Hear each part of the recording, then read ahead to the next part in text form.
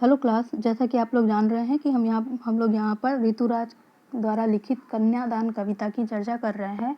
और इस कविता में आपको पढ़ने पर पता चला कि एक माँ है जो अपनी बेटी का दान कर रही है, दूसरे के हाथों में सौंप रही है।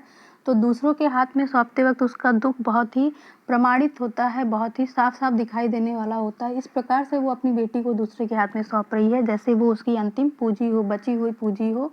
और ये सत्य भी है, क्योंकि एक माँ के लिए बेटी जो होती है बहुत ही अनमोल होती है। वो उसकी छाया होती है, बेटी अपनी माँ की छाया होती है। यानी प्रतिपल माँ जो करती है उसको वो बहुत ही बारीकी से देखती है और सारी चीज़ें धीरे धीरे सीखती है।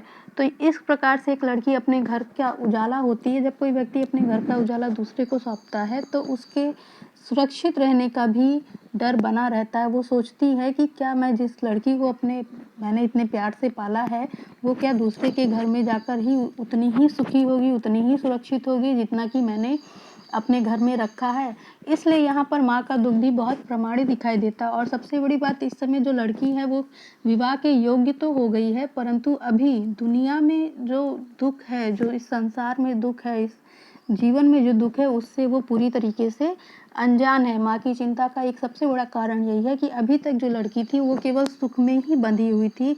उसने केवल सुख ही देखा है, परंतु दुख को कैसे झेलते हैं, दुख का सामना कैसे करते हैं, इसका ज्ञान उसको नहीं था। अभी तो उसे जीवन में आने वाली कठिनाइयों का सामना करना था, और अभी उसकी उम्र भी इतनी नहीं हुई थी। क्योंकि माँ ने इन अनुभवों को खुद भी जाना है, खुद भी झेला है, इसलिए उसे अपनी बेटी की चिंता होती है। और ये चिंता दान देते वक्त उसके चेहरे पर साफ तौर पर दिखाई देती है।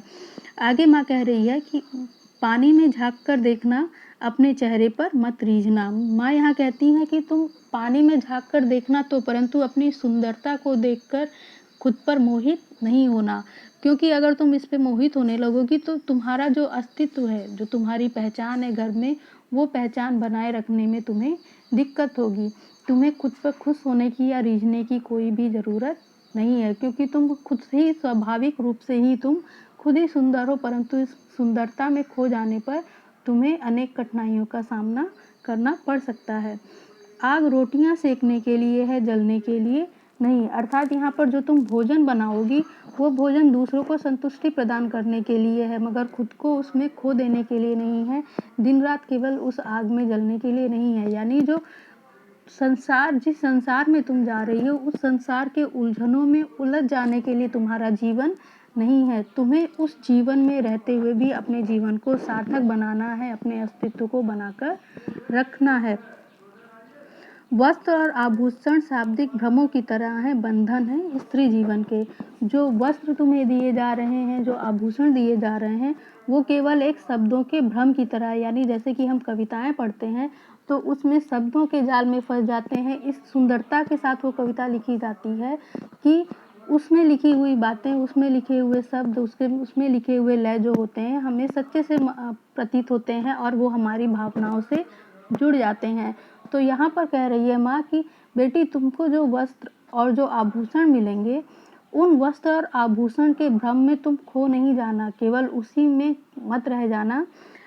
क्योंकि ये बंधन है स्त्री जीवन के, ये समाज के द्वारा दिए गए बंधन है जिसमें स्त्री अपने जीवन को उसके आगे बढ़ने का नहीं सोच पाती है। तो इस सोच से आगे बढ़ना कि इस आभूषण और वस्त्र के अलावा भी तुम्हारा जीवन कहीं उच्च है, कहीं श्रेष्ठ है।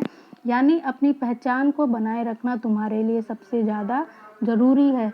तुम केवल वहाँ पर किसी की बहू नहीं होगी, किसी की ननद नहीं होगी, या तुम केवल किसी की बेटी ही नहीं हो, तुम्हारी खुद की भी पहचान है। तुम एक मनुष्य हो, तो तुम्हारे अंदर की जो इच्छाएं होंगी, तुम्हारे अंदर की जो बातें होंगी, वो इच्छाएं लोगों को पता होनी चाहिए। या इसका उनका कहने का अर्थ ये है कि लोगों की इच्छाओं को पूरा करते करते अपने अंदर की इच्छाओं को कभी भी खत्म नहीं होना।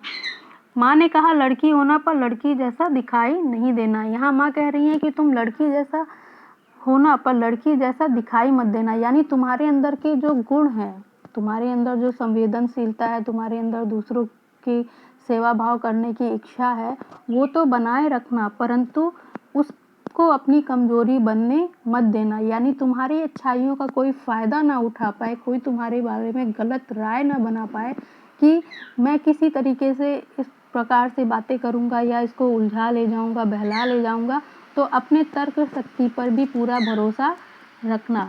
तो ये पाठ यहीं पर समाप्त होता है क्लास। Thank you.